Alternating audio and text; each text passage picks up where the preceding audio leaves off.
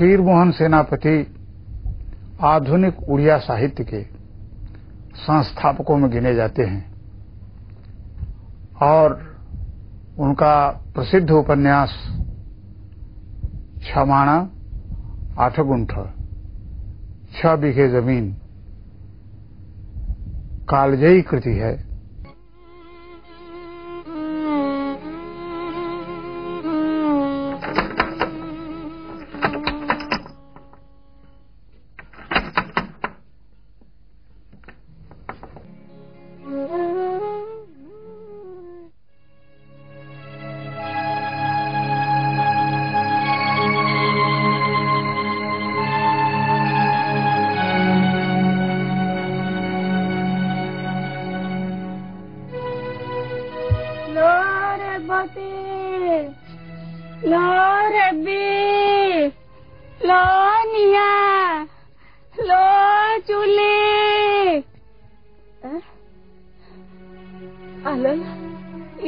पोड़ा मई बसीचु चू ना